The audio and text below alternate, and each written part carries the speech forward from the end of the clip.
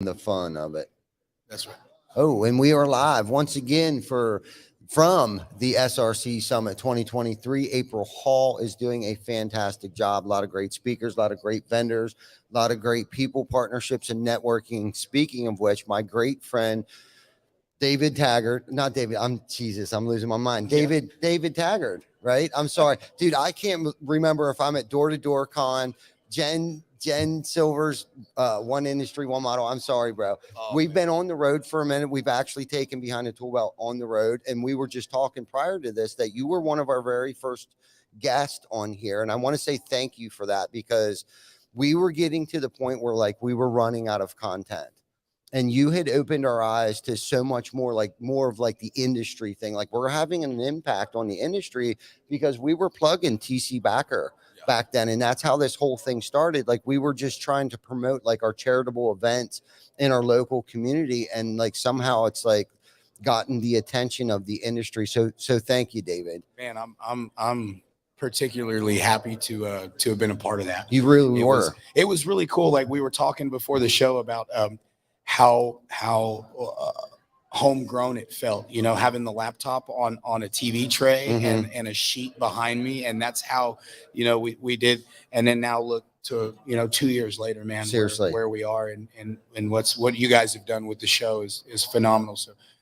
from being in the industry, thank you for giving guys like me and other people in the industry an opportunity to have a voice and to share our collective thoughts. Yeah, man. Because that's been, I feel like people giving me the ability to have a voice inside of this industry has definitely helped us with our ability to market and brand as well. And feel more confident, hopefully. Tons. You know what I mean? So yeah, that's cool.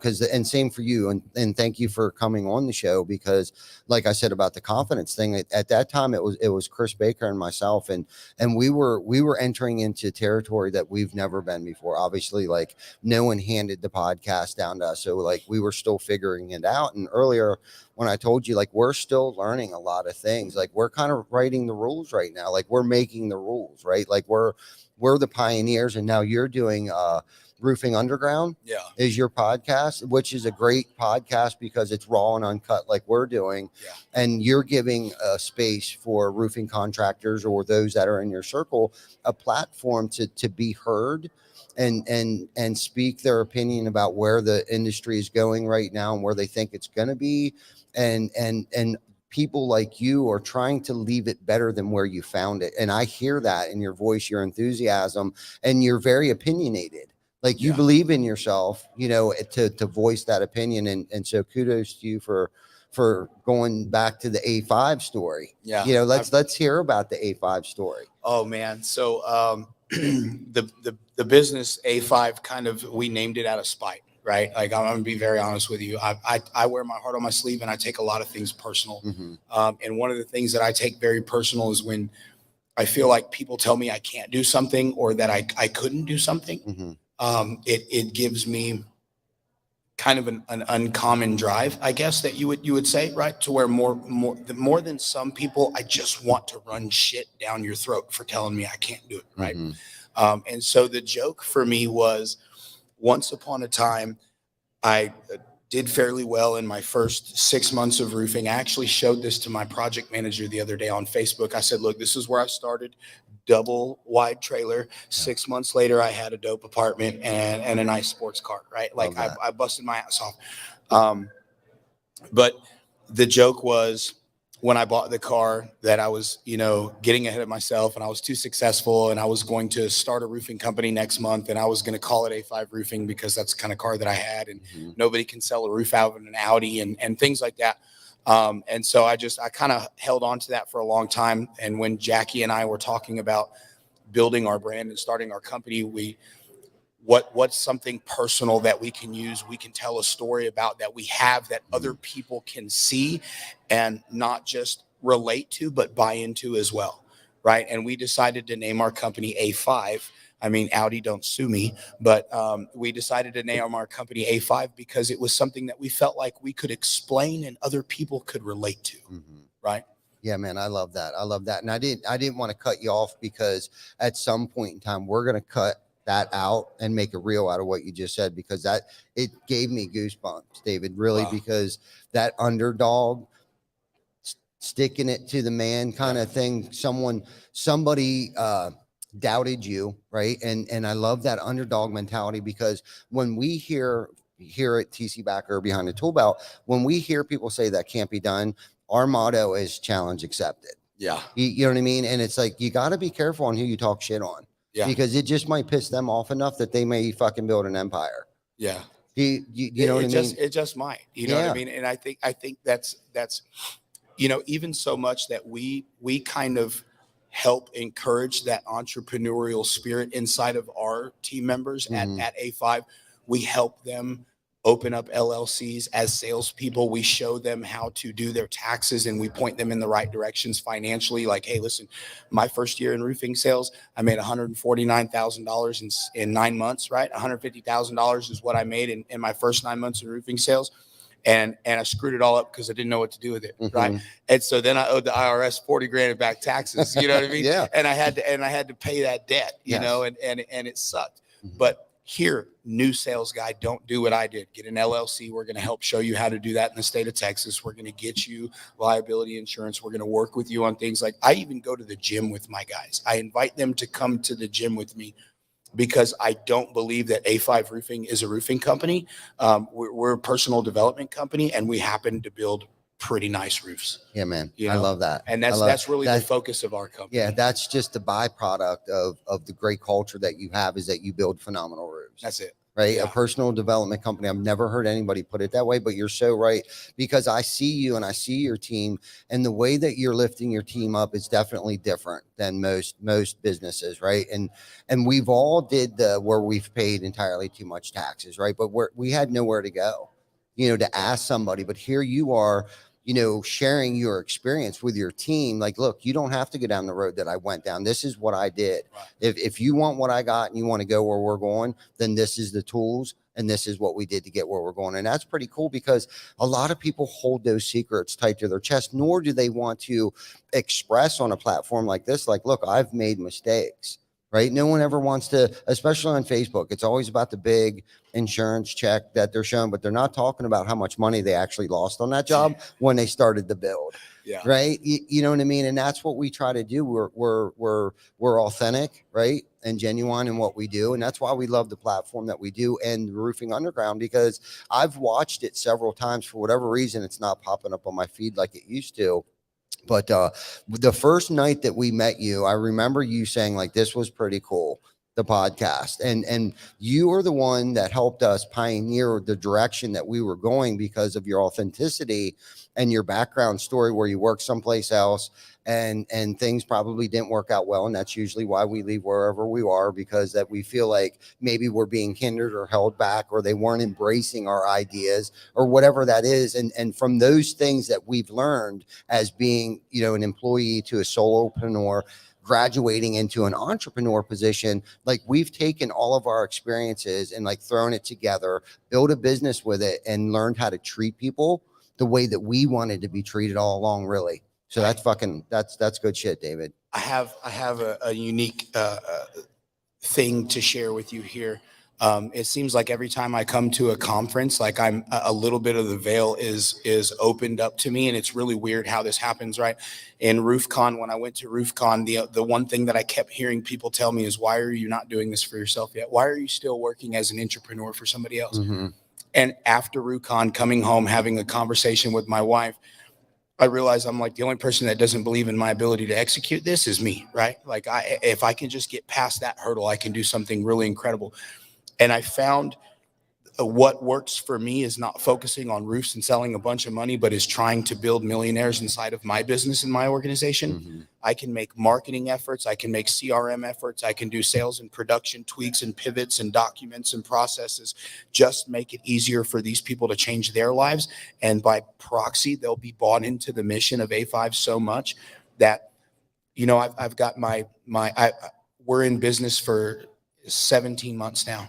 Amazing. And the employee that I started this with 17 months ago is still with me, and listening to him talk on our meeting live here at SRC this morning. We have a team meeting every Tuesday at 9:30. I don't give a shit where I'm at.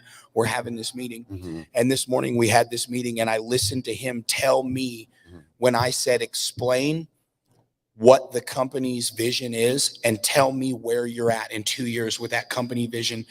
And to hear my employees tell me that A5 Roofing is not a stepping stone, it's a fucking launch pad, I was like, yes, okay. All right, we're going in the right direction. The core values are there. The culture is there. The people feel and think what I feel and think about this business.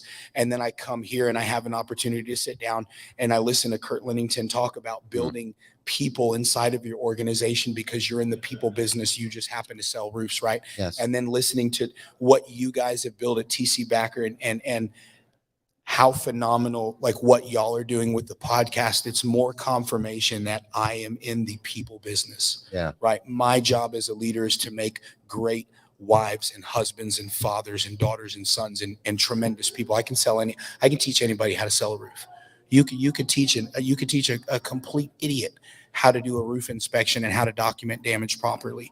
But teaching that person how to get up in the morning and be tenacious and to have goals and to execute is a much harder thing. I focus on that. Mm-hmm. That's where I'm going to watch people change their generational curses and break income barriers and do things that they never thought were possible for themselves, is through instilling, like I told them, you guys are in a meeting every Tuesday. We have a mastermind every Tuesday. This is the only mastermind in the fucking world that pays its members to be in it. Mm-hmm. I don't care who you are or what other company you're with. This is the only mastermind in the world. We don't have to be the best company. We just have to believe that we're the best company. Yeah. And this is the only goddamn mastermind in the world that pays its members for being in it. Right on, man.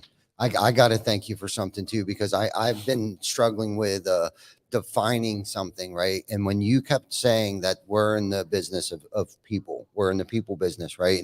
And I always say, like, as leaders, it is our job to groom the next generation of leaders, right? Or the next ones coming through, like that's our job. But for you to help me define and decipher that in my mind, that, you know, we're in the people business.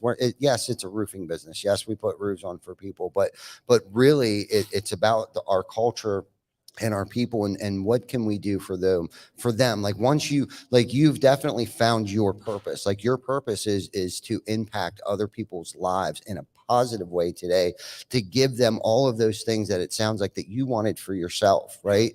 And you have allowed roofing to be that vehicle, right? It wouldn't matter what industry. It doesn't matter if you're selling cars or whatever you're doing. You're in the people business. The byproduct of that is that you're providing a outstanding product to also the public, with the people that you're helping groom. Yeah. Right. That have bought into your vision. Yeah, for sure. Right. The roofs that's just part of the value proposition. Yeah. Right. That's the product that we sell. Coke sells Coke. Mm-hmm. Right. That's not what they are. Coca-Cola, the brand Coca-Cola, is family. It's happiness. It's good holiday seasons. It's what is it? What is their catchphrase? They have like a Coke and a smile or something like that. It's they sell happiness. Yeah. Ed Milet talks about this all the time in almost every podcast he does about companies that are successful. Mm-hmm. They sell happiness. No company is going to be more happy than when they are full of A-playing, successful rock star employees. And I honestly believe the only way to get to places like Under Armour and Coca-Cola and First Form and all these huge corporations that we hear about with solid company structures and billion-dollar profit margins is to become a business of people and of creating leaders and stuff like that. And so the things that I've been able to experience in roofing, right? Not having to worry about the electric bill, not having to look at the bank account before I go grocery shopping at the end of the day. There are people that go to the grocery store and $60 is all they can put in their cart. And I don't ever want that to be a single one of my fucking employees. Yeah, man, I heard that. I never want that to be. I heard that, man. Some of the biggest moments of my career were, you know, and I said this story a lot, is when we went from 1099 to W-2 employees, right? Workers' comp, unemployment. Right. And then our next big milestone was health insurance. And then I thought the biggest thing, that achievement that we could ever do, is provide 401k. It's not even that shit. right? What started then, what started now, what's starting to make my heart happy is, watching them pull in with a brand new grocery getter for their family. They're raising families, right? And then I walk out into the office. There's 2 girls pregnant. Like they're having families working here, right? And with the health insurance that we provide to them, they feel that security, that safety, that the door is going to be unlocked every morning when they walk in here.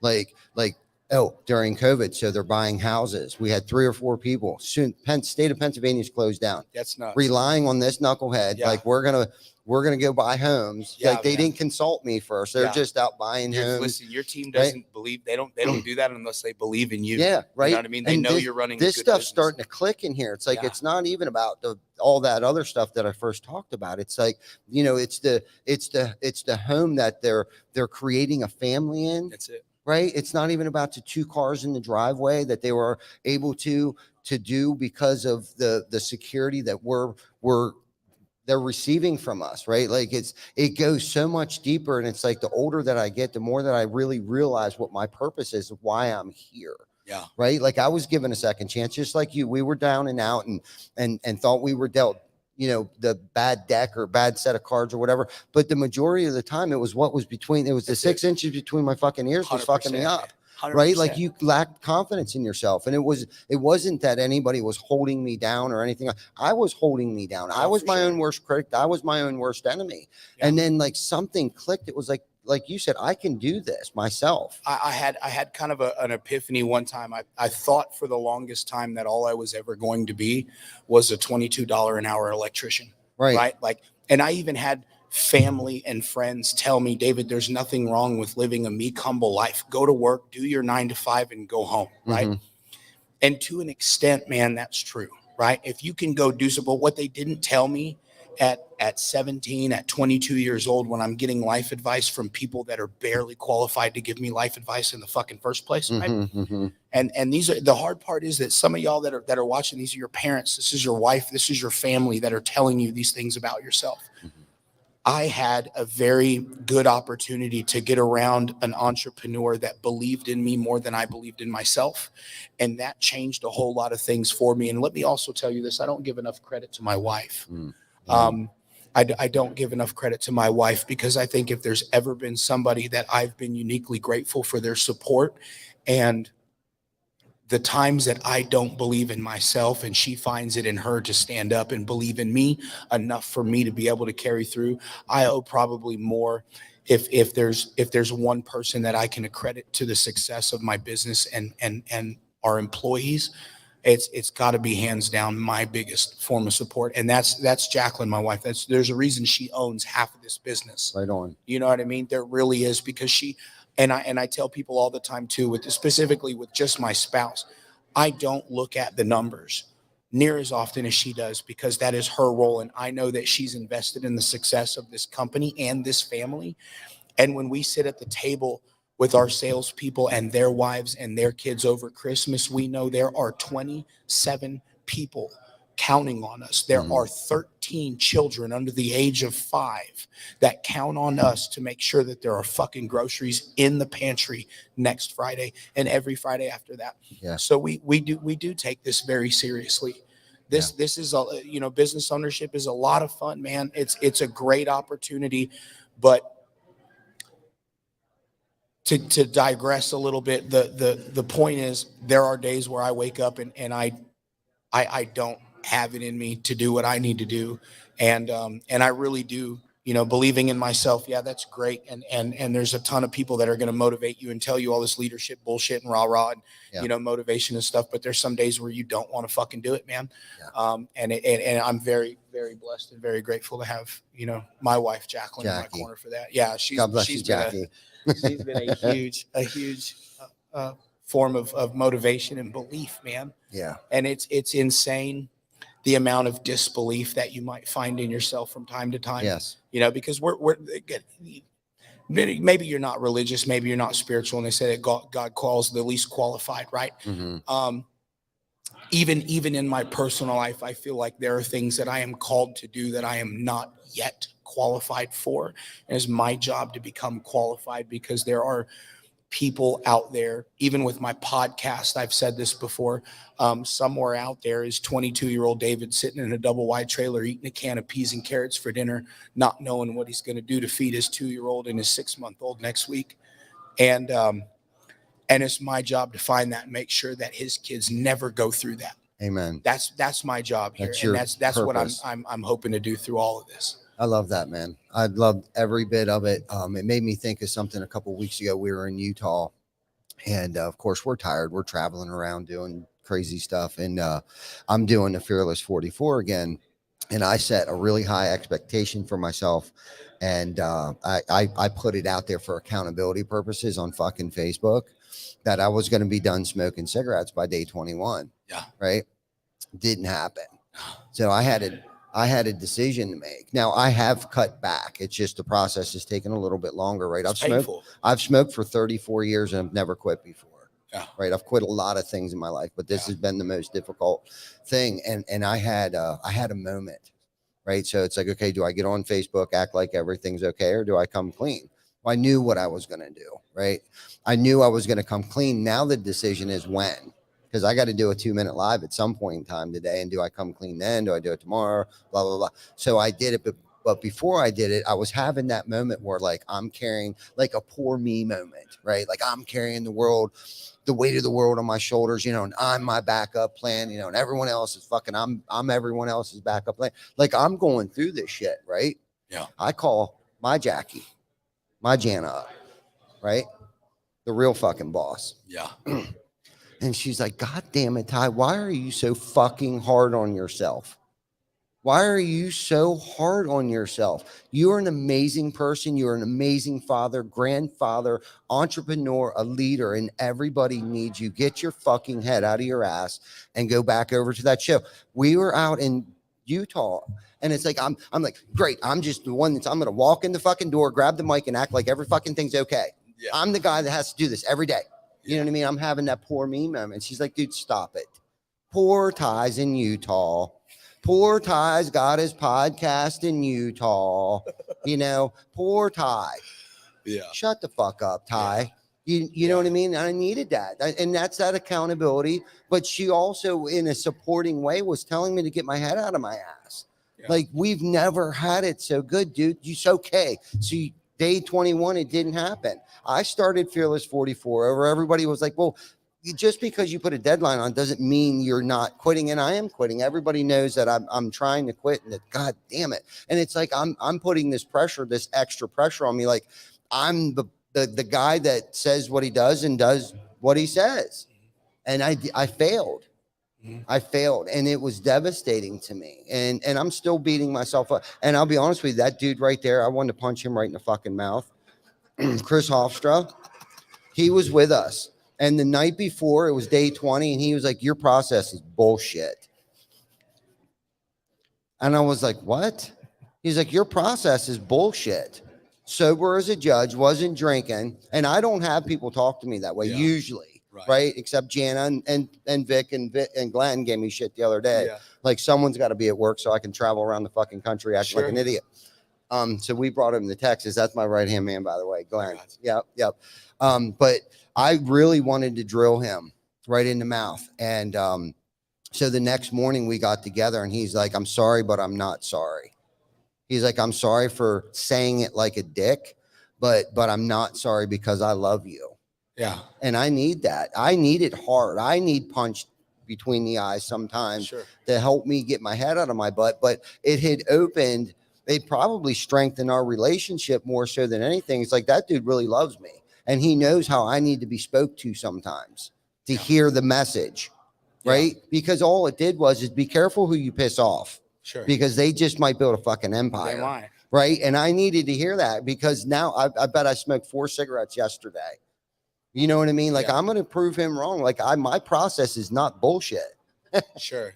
Well, at least, so you have the accountability partner, it sounds like. And Chris is able to look at you and say, hey, listen, you know when you're bullshitting, and you know when you're actually trying to execute on something, and we're calling your bluff. Yes. Right. Yeah. And it's good to have that. Jackie does that shit to me on a daily basis, bro. On a daily basis. And it's probably one of the best things for me, because she doesn't get involved in calling my bullshit until she sees that I'm on the verge of believing it. Right? When I get to the point to where I think I can't, or I'm telling myself I don't have to, or it's not my fucking job, right? That is one of the worst things that I tell myself. As when Jackie says, hey, are you going to go do this today? The first thought to myself is, that's not what I need to be doing today. And then I have to shut the fuck up because I know my wife is going to ask me, what are you doing today? Like how, but the reason why she asks me, what are you doing today, is because one of our core values is to live intentionally. And she's holding me fucking responsible for living and abiding by our core values. And so then I have to literally answer her questions. And I'm like, well, I guess I'm going to go door knocking today, you know? Yep. And her reply to that is usually good, because the people need to see you doing that. Yes. You know, and I'm like, oh, all right, Yeah, cool. right. And then I get out in the field and I text the guys and I'm like, hey, this is where we're going. This is what we're going to go do. I've got 7 guys on the street. We do 19 fucking roof inspections and we file 7 or 8 claims. Nice. You know what I mean? We have a super productive day and I go home and I'm on fire and Jackie's like, how'd we do? And I'm like, we did some fucking business today. Right you know, on. and she's like, good. Yeah. Good. Now, Yeah. what are you doing tomorrow? Right. You know, I'm like, Yeah. oh. Damn it. You know, the cycle continues, but Yeah. it's nice to have that accountability partner, because there are days where, like you said, you're worse on yourself. Like you're your own worst critic. Yes. Right. You're your own worst critic. And I also have those pity parties sometimes too, where I don't want to go to the fucking gym and I just want to have a day off. And I'm like, you know, you're the guy that has to hold it together. You can't have a bad day. Everybody fucking comes to you for questions. So who do you get to go to for questions and stuff? I actually have the ability to go to other people in a community, in a group of like-minded individuals that I work with. But there are days where I get in that pity party and I'm like, nobody's fucking to come. But the truth is, Ty, nobody's coming to save you.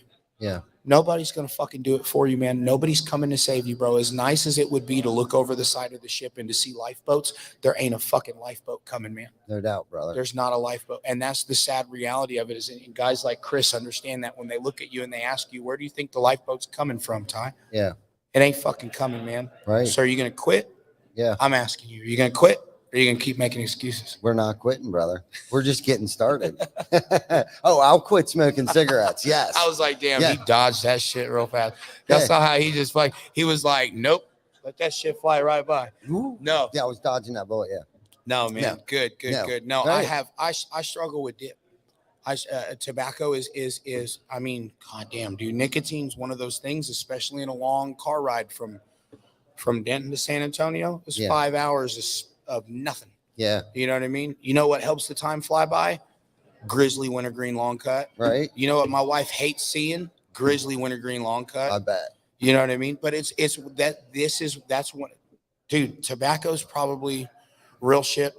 That's probably one of the hardest addictions to kick for me, anyways. I don't have like an addictive personality to, you know, right. alcohol or liquor, or, you know, nothing like that. Drugs, Thank none God. of that shit. Mm-hmm. But tobacco's always been, and it feels like, I mean, they've done a hell of a job marketing that shit to us, especially blue collar working people. Oh yeah. God damn, man. Yeah. Everybody in those damn commercials has got a pickup truck and Carhartts. Yeah. Fuck. Yeah. You know what I mean? Yeah, I watch that me. shit and I'm like, that's me. Yeah. That's me with the sledgehammer and the concrete. That's fucking me. Right. Putting the big dip in. That's me at a long day. Oh, I've had a great trip. I'm fixing to do a 30-minute drive home. Yeah. Nothing's better than 7 signs contracts and a big old dip. That's you know? right.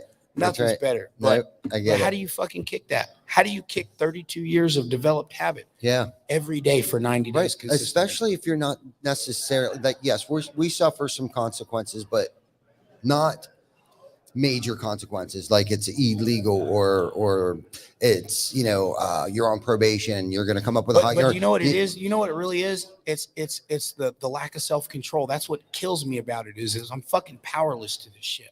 Yes. You know, am, yes. could be, right? Yeah, right. Might be, because I don't like, you know, I've got a difference of opinion. A lot of people talk about addicts. Once you're an addict, you're always an addict. No, man, Yeah. I feel like I can't put limitations on my God. Yeah. You know what I mean? Like right. if something's taken from me, it's taken from me. Yeah. You know what I mean? Yeah. And I haven't let tobacco be taken from me completely yet. Mm-hmm. Because I'm still, that's one of the things, man, is, you know, personal accountability and that feeling of there are some things that you might not have the strength or the ability to deal with, Yeah. and you really need help figuring out how to do it. You know, whether it's kicking a habit like tobacco or Yes. problems in your marriage or shit, man, even business. You know, one of the things that I've learned about business, Tom, be real honest with you, Mm-hmm. is that some managers can sell and some salespeople can manage, right? But not everybody needs to be a business owner, man. True that. Like I did not want to be, for 2 years in roofing specifically, I did not want to own a business because of the liability and the headache. And I knew I was bad with money. Mm-hmm. I'm fucking not a good business owner. I'm great at marketing and I'm good at branding and I can sell. Yes. Right. I'm good at that stuff. She is a good business owner. Right. The guys, the employees, I've found that if I can never duplicate myself in my business, but if I can take 100% of me and find 10% of it in 10 different employees, There you go. I'm able to duplicate myself. But I could grow their 10% to 15 or to 20 way easier than I can take them from them to me. Right. Yes. So I can duplicate myself 2 and 3 times over by finding small percentages of myself and other people. I don't remember where I was going with that, but that's one of the things I think as a business owner, we forget that we don't need to be the CEO and have my finger in every fucking single thing that the business does. I'm not the best decision maker for everything the business does. Me neither. You know, and so we get the opportunity to empower people the same way we do that in other people's lives. I feel like we need to find a way to do that in our lives with things like our own addictions and problems and stuff, like limiting mindset beliefs and things. Yeah. The craziest thing that I've come to discover is how often I manipulate my life or my decision making around cigarette smoking. I never identified like how much it's like controlled my decision making throughout the course of the day, right? Like I'm going to smoke a cigarette first before I start this, or I need to hurry up and get this done so I can go smoke a cigarette, or we're going to have to drive our own car because they don't smoke, or all of these stupid calorie burning thoughts throughout the course of the day that like my whole life revolves around smoking cigarettes. Like this, like I have never noticed that before. Like maybe obviously I know I'm thinking these thoughts, but as I'm quitting, it's like, you know what? I don't have to go outside as often and go freeze my balls off anymore. I'm actually getting more done because that's a 20-minute hike. By the time you go out there with somebody else and you're talking, then you light the cigarette up, smoke the cigarette, stand there for another 15 minutes, 20 minutes. There's 20 minutes that I could have been in here doing more emails or figuring out what our topic's going to be for the next show. Or like, it's so crazy on that manipulation. Like I would manipulate my schedule throughout the course of the day around cigarette smoking. So how do you, I guess my question to you is, how do you you have to rewire almost 80% of your life. If that much time of your day revolves around decision making with one thing, what steps do you take to rewire that much shit? Right. Well, so whatever I used to associate smoking cigarettes with, and a good example is when I get up, I got to let the dogs out. So when I let the dogs out in the morning, I associate that with my first cigarette of the day. Yeah. So now what I do is I just simply open the door up, let the dogs out, go out and fill that time up with making a cup of coffee. So you're right. You're like rewiring your entire thinking process. Change things. Yeah. You got to change things up. And then all of a sudden, next thing you know, I haven't smoked a cigarette for 3 hours. I'm probably at the point now, if I would just like not have a pack of cigarettes in my coat pocket, I probably wouldn't have to smoke them. But then there's like this insecurity that comes over me. It's almost like as long as I know it's over there, I don't need one. It's so crazy, man. The whole process that I'm going through, it's like an emotional roller coaster ride. And I really feel like that's why I kind of had that meltdown, was lack of nicotine. Yeah. Right. I'm on the road. I'm away from Jana now for 2 weeks because we were out in Utah for 2 shows, you know, so the insecurities are kicking in, and I wasn't necessarily doing a lot of the same things that I'm used to doing, like the meditation in the morning. Like I'm doing it real quick. You know what I mean? I'm not being super intentional on the things. And this is the thing I come to discover too, is I need to double down on those efforts when I am on the road. And I've been talking to the guys, like, if we're going to eat healthy, now's the time we need to eat healthy.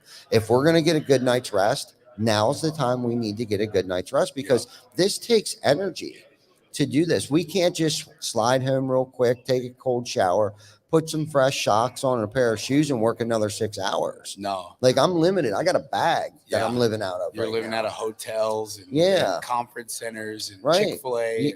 Yes. Bullshit. Yeah. So like we got to be super intentional about how we're taking care of our bodies right now. That's a hard thing to be, man, is to remember, like, one of the easiest things to do is to get an autopilot, whether it's in your business or your personal life or goal setting or whatever. It's really easy to cruise through some shit and to just kind of autopilot your way through things. It's something different to be intentional about the time, the things that you're doing. Like, even if it's coming to a conference like SRC, understanding that I had a conversation in the steak restaurant yesterday. We were having lunch in there, and I had a conversation with a guy who's been in roofing for a year now, had no idea that you could hire somebody to do your supplements. And I was like, oh, brother, I'm about to blow your mind. You know, let me share with you some of the things that I've learned in this industry that I've been in. And one of the things that I told him was, I said, you need to go spend, yes, listen to the speakers, right? Listen to the speakers, but a lot of them are going to be talking about things that you're not going to have to deal with for another 2-3 years. I said, what you should probably spend most of your time doing is go to the vendor floor and make connections with people that can solve small problems in your business, because that intentional interaction with 2 or 3 people out here is going to add 20-30% of revenue to your business, whether it's, you know. And I literally sent him Max's information. I'm like, you need to go talk to this guy over here. You need to hit this guy up with this company over here. Then go talk to all these people will solve little niche problems in your business and make it more intentional or make it more efficient. And even that being one of our core values, to live intentionally, it's hard, right? It's a very hard thing to not be an autopilot and to understand that you have to do some intentional shit every now and then. And if you can get to the point to where you're being intentional a majority of the time, you're going to see exponentially there's a huge return on that investment, a huge return. Yeah. And I like how you mentioned to him, like they won't apply to you until 2 or 3 years from now, and go out to the expo floor and do something that will affect you today. And help you be relevant for the next 12 months. So, right now. So when you can get to that next level, yeah, you know, you're prepared for those speakers out there that are speaking of things that will affect you 2 or 3 years from now. There's definitely a process. I think people should focus on their growth model, right? If you get into the roofing industry, let's say that you're a roofing contractor in your first year, stop worrying about landing apartment complexes and tile roofs and shit like that. Get really good at knocking on doors and generating leads and closing sales, managing construction and getting paid. Figure that process out and make that super efficient. Then start adding the little niche industries like tile roof and stone coated steel and things. Because soot and ash may be the next thing that we deal with, right? Yeah. But for 90% of the people that are in their first 2 years of business, they still have to figure out this shit first. Yeah, the basic processes. Basics. And just like you said, finding the people that can solve your today problems is going to help you 3 months and 6 months from now. Yeah. And it'll set you up when you come back next year, you'll be ready to have the conversation about adding a niche market into your business, whether it's solar or smoke or anything else like that. Man, you have to, and we talk about this with our salespeople all the time too, is building that foundation, understanding what your CRM does, how to automate things, setting up a process and an operations. That foundation determines the strength of everything else you build on top of it. I love that. I wished more people were intentional with their first 2 years of business, instead of saying, let's go sell a bunch of fucking money and let's go, you know, and do this and that. You can sell $20 million your first year, dude. That's fucking phenomenal. How much of that can you build? Yeah. How much of that can you efficiently manage?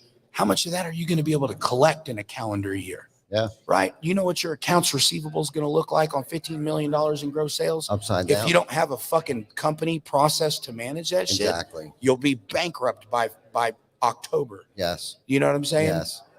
And then you're going to have $17 million of claims you can't build. That's right. And pissed off homeowners. Exactly. You know what I mean? And that's why we have that stigma in the industry that we only last for 3 to 5 years, because of that non-educational point that you're bringing up. Because a lot of these places, roofing conferences or talking to people that have been in business for a while, right? But no one's really talking about how can we help the 1 year, 6 month contractors stay relevant for the next 12, 36, 72 months. What can we do to help them, be relevant? Yeah. This Right. is what I'm gonna be honest with you, man. This right here, this is what you do. Right. This what you guys are doing here, like the grassroots, this what y'all are doing here is the equivalent to craft beer 5 years ago, right? And microbreweries around Austin started popping up, these small grassroots efforts of collective thoughts and people with similar problems needing similar solutions. And they come together and they say, hey, listen, if you want to know how to set up your CRM, it's episode 32 of Behind the Tool Belt. Go get on it. Right. If you want to know how to hire a finance person in your company, it's episode 113 of Behind the Tool Belt. Get after it. Yes. You know what I mean? Yes. You put your thoughts and experiences to the universe. And so 21-year-old Ty, who's opening up who's got a wild hair in his ass and an idea of growing a fencing company, doesn't have to suffer so long. Yes, you know what absolutely. I mean? That's what you do. Amen. David, this has been a phenomenal. I almost got choked up 2 or 3 times. I got goosebumps probably 8 different times, but this has been a phenomenal podcast. I thank you for the time. I know you're trying to get back home. You got your family, your entire family here with you. But I appreciate what you're doing for the industry, man. Thank you so much for everything. Thank you for coming on the show. I appreciate it, man. Yeah, brother. Thank you. Thank you. I appreciate you, Tom. Thank you, man. Awesome. Well, that concludes this episode. We have a couple more people lined up for this upcoming week. We have TJ and Jackie Ware will be our next guest. And then we have Tim Brown and Michael Stearns with Ascend Digital Marketing. Yeah. That's a tough lineup, man. I know. And I got to stay fresh. So that's why I'm eating right and trying to get enough rest. There you go. Red Bull. Yeah, that's right. Plenty of Red Bull, powered by Red Bull.